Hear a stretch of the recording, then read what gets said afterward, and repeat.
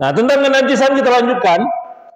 Air yang terkena najis, misalnya sumur, kejatuhan atau tikus masuk ke dalam sumur, ya, kan sering terjadi itu, ada tikus masuk ke dalam sumur. Bagaimana? Nah, di dalam mazhab Hanafi, jika bangkai telah rusak, sholat diulang selama 3 hari. Kalau belum rusak, sholat diulang sehari semalam. Ini dalam mazhab Hanafi. Ini kita ngambil simpelnya, ya.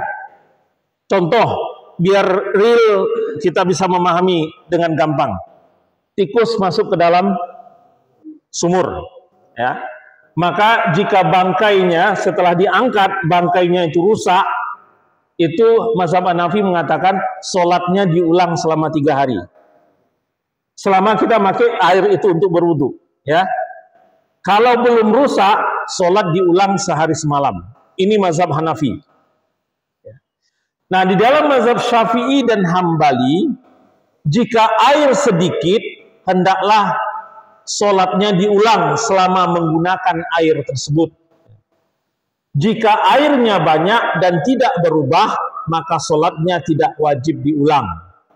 Ya. Ini dalam mazhab Syafi'i dan Hambali.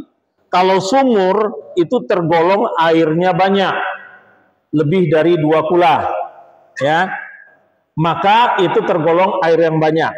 Di dalam mazhab Syafi'i dan Hambali itu tidak diwajibkan atau tidak diharuskan untuk diulang. Tapi kalau airnya sedikit, hanya ada di dalam bejana, ya, bejana yang terbatas, ya, maka sholatnya diulang selama dia memakai air tersebut untuk berwudu. Misalkan air di dalam kolam yang tidak terlalu luas kolamnya, ya, maka itu selama memakai air itu untuk berwudu, sholatnya diulang. Kemudian mazhab Maliki, jika berupa mata air dan tidak berubah sifat-sifatnya, maka air itu suci. Jika bukan dari mata air, maka mutlak kenajisannya. Ya. Jadi kalau bukan dari mata air, kalau sumur kan ada mata airnya, ya, maka itu tidak wajib diulang. Tapi kalaupun jumlah airnya banyak, misalnya di dalam kolam, ya, dalam kolam yang tidak ada mata airnya dan tidak mengalir airnya, maka di dalam mazhab Maliki berapapun banyaknya itu tetap menjadi najis, ya. Jadi kita paham masing-masing pendapat atau masing-masing fatwa dari setiap mazhab, ya. Kemudian ragu tentang bejana mana yang suci, mana yang najis. Misalkan nih, ada berderet 3 atau 4 bejana. Kemudian kita dapat informasi salah satu dari bejana ini ada yang najis. Cuma nggak tahu bejana mana yang najis. Nah, repot kan? Katakanlah ada 4 ember. Ada 4 ember. Ada satu yang sempat kena najis. Sementara 3 ember yang lain enggak. Lantas gimana kita mau wudunya? Jangan-jangan kita wudhu di tempat yang ada najisnya.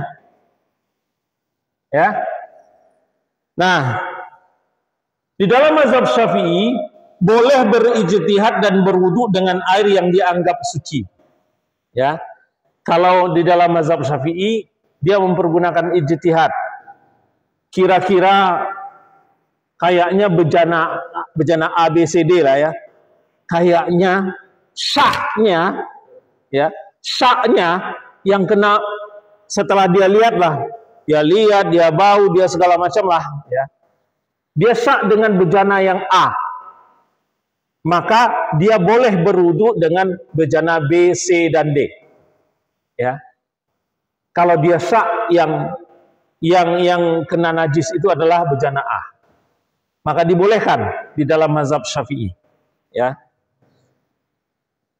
Di dalam mazhab Hanafi, jika yang suci lebih banyak dari yang najis, maka boleh memilih yang suci, ya. Jika yang suci lebih banyak daripada yang najis, maka boleh memilih yang suci. Jadi kalau ada 4 bejana, diketahui ada 1 bejana yang najis, maka bejana yang 3 boleh, dan tidak najis, maka boleh berwudu. Kan nggak tahu tuh bejana yang mana, maka boleh berwudu dengan salah satu bejana itu. Kalau Syafi'i menggunakan intuisi, ya, menggunakan ijtihad, dia periksa segala macam, ya, syak dia dengan bejana A, maka dia berwudu dengan bejana B, C, dan D. Kalau mazhab Hanafi, kalau selama bejana yang suci lebih banyak, maka boleh berwudu dengan salah satu bejana tersebut. Terlepas nanti berwudunya dengan bejana yang kena najis atau tidak, ya. Karena dia berpikir dengan matematis. Kalau ada 4 bejana, 1 possibility-nya adalah 25%, 75% baik, ya, maka dibolehkan. Nah, di dalam mazhab Hambali dan Maliki, jangan memilih yang dianggap suci, tapi bertayamumlah. Ya. Kalau di dalam mazhab Hambali dan Maliki, nggak usah pakai ijtihad, nggak usah pakai naluri. Udahlah, kalau cuma ada 4 itu dan ada dipastikan ada 1 yang ini, maka di dalam mazhab Hambali dan Maliki, kalau nggak ada air yang lain, maka tayamum, ya, maka tayamum. Ini di dalam mazhab Hambali dan Maliki, ya. Jadi semua memiliki argumentasi. Nah, kalau tadi air, ya, kalau tadi air, sekarang adalah kain. Bapak punya sarung 2 di rumah. Kebetulan celana panjang lagi nggak ada. Punya sarung 2, 1 kena najis. Tapi nggak tahu yang kena najis tadi yang mana ya. Kan sering tuh begitu. Pakai sarung, tahu kena najis. Tapi tadi sarungnya yang mana ya? Yang mana sarungnya? Ragu. Nah, dalam kondisi seperti ini, mazhab Maliki dan Hambali, ia seharusnya sholat 2 kali. Sekali dengan kain yang pertama dan sekali lagi dengan kain yang kedua. 2 kali sholat. Itu di dalam mazhab Maliki dan Hambali. Ambil aman, ya, ambil aman. Udahlah sholat 2 kali aja. 1 kali pakai kain A, 1 kali pakai kain B.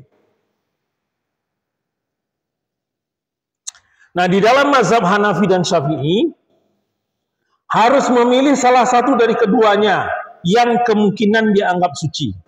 Nah, kalau di dalam mazhab Hanafi dan Syafi'i, berijtihad.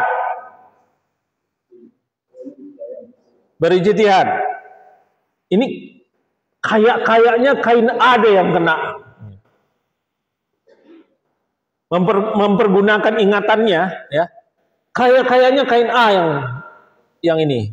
Walaupun ada syak di dalam hati, ya, walaupun ada keraguan, tapi dia punya kecenderungan kain A yang kena najis. Maka dia boleh sholat menggunakan kain B. Tapi kalau dalam mazhab Maliki dan Hambali, main aman. Kalau ada 2 kain dan ragu, maka sholat 2 kali. Nah, pertanyaannya, kalau ada 20 kainnya di mana?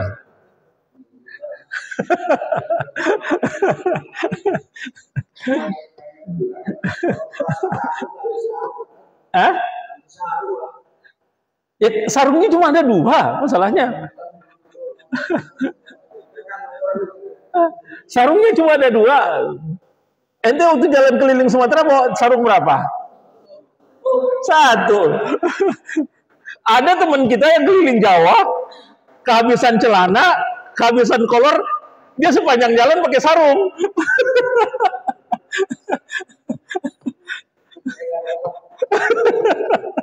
Orangnya ketawa.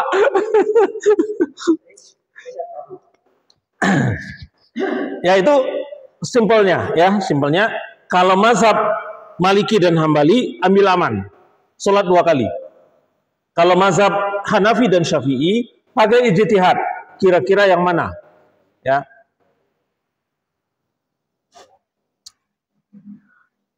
Kemudian kita lanjutkan sebab dan berkenaan dengan hadas. Ini tentang hadas, ya.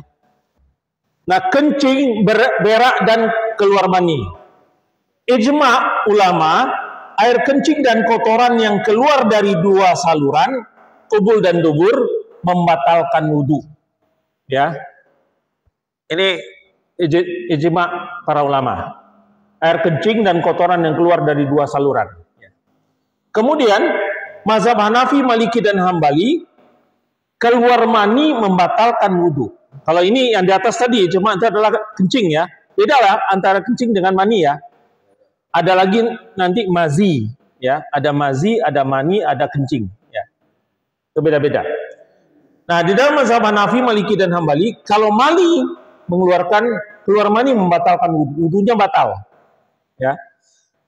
Di dalam mazhab Syafi'i tidak membatalkan wudhunya, tapi mewajibkan mandi. Agak aneh nih, ya. Wudhunya nggak batal, tapi dia wajib mandi.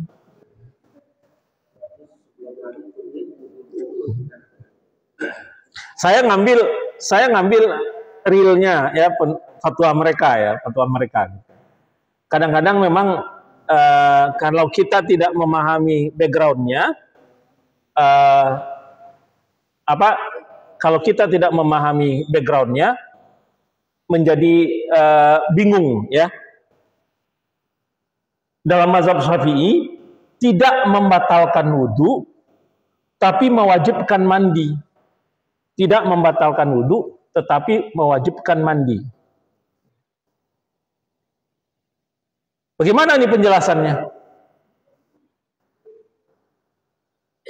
Ini penjelasannya adalah kalau dia sudah mandi, kemudian setelah jima, kaitannya adalah mandi itu kan dengan jima. Ya. Mandi itu kaitannya adalah dengan jima. Setelah dia jima, dia mandi. Ternyata masih ada keluar tersisa maninya. Dia berwudu, tidak batal wudunya. Ya. Tidak batal wudunya.